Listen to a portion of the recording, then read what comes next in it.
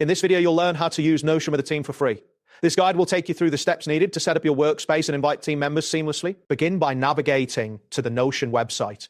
Open your preferred web browser and enter Notion.so in the address bar. After the page loads, you will see the Notion homepage, which provides options for logging in or creating an account. Next, locate and click on your profile icon, usually found in the top right corner of the screen.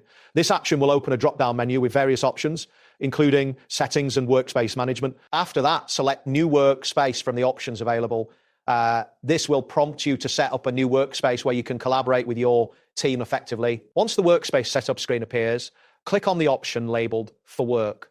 This choice is designed specifically for teams and will help you organize your collaborative efforts more efficiently. Now it's time to add a member to your workspace. Look for the option to add a member and click on it. This will allow you to invite others to join your workspace, enabling collaboration on projects and tasks. Following this, click on the Continue button to proceed with the invitation process.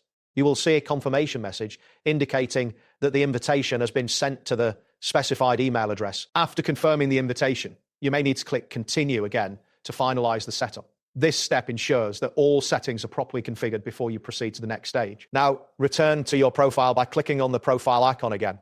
This action will take you back to the main workspace where you can see all your projects and tasks. Next, click on Share to open the sharing settings for your workspace. This is where you will manage access and permissions for your team members. In the sharing settings, enter the email address of the team member you wish to invite. Make sure to double check the email for accuracy to ensure successful delivery. Once the email is added, click on the back option to return to the previous screen. This allows you to verify that the invitation was sent correctly. Next, you will need to select full access for the member you are inviting. This ensures they have the necessary permissions to contribute fully to your workspace. After granting access, click on the options for Edit, Suggest, Comment, and Share. This will set the appropriate permissions for your team member, allowing for effective collaboration. Finally, click on Copy Link to obtain a shareable link to your workspace.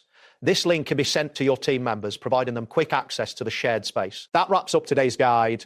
Thanks for watching and catch you in the next tutorial.